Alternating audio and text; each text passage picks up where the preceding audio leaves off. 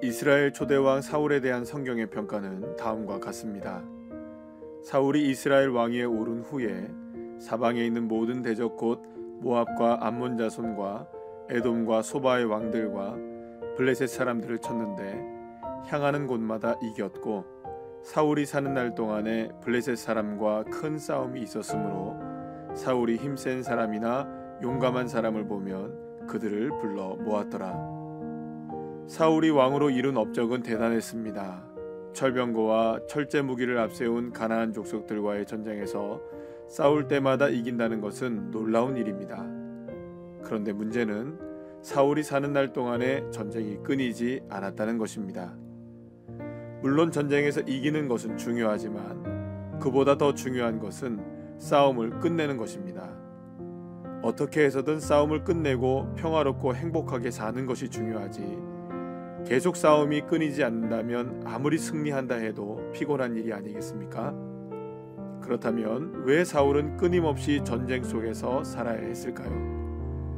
사울의 아들 요나단의 활약으로 블레셋과의 전쟁에서 승기를 잡게 된 사울은 해가 지기 전에 싸움을 끝내길 원했습니다. 그래서 이런 명령을 내립니다. 저녁 곧 내가 내 원수에게 보복하는 때까지 아무 음식물이든지 먹는 사람은 저주를 받을지어다. 그런데 이 전쟁에서 블레셋을 추격하기 시작한 곳이 기브아였고, 추격하기를 마친 곳은 아얄론이었는데, 이 지명은 여호수아가 아모리와 싸울 때도 등장합니다. 여호와께서 아모리 사람을 이스라엘 자손에게 넘겨주시던 날에 여호수아가 여호와께 아뢰어 이스라엘의 목전에서 이르되, 태양아 너는 기브온 위에 머무르라. 달아 너도 아얄론 골짜기에서 그리할지어다 하매, 기브온과 기브아는 같은 지역입니다. 그러니까 여호수아와 사울은 기브아와 아얄론 사이에서 전쟁을 치렀고, 해가 지기 전에 싸움을 끝내야 하는 상황도 같았던 것입니다. 하지만 이들은 서로 전혀 다른 선택을 합니다.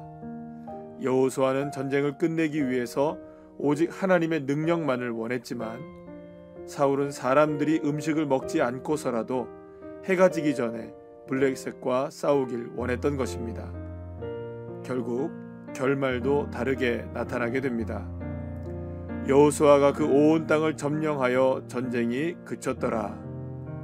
사울이 사는 날 동안에 블레셋 사람과 큰 싸움이 있었으므로, 싸움에서 이기는 것보다 중요한 것은 싸움을 끝냄으로 이기는 것입니다. 그렇다면 어떻게 해야 전쟁을 끝낼 수 있을까요?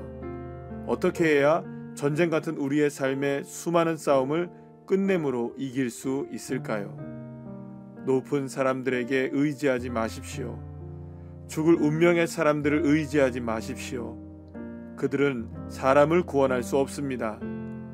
야곱의 하나님을 자기의 도움으로 삼는 자는 복 있는 사람입니다. 여호와 자기 하나님께 소망을 두는 자는 복 있는 사람입니다. 하나님만을 의지하고 도움으로 삼으십시오.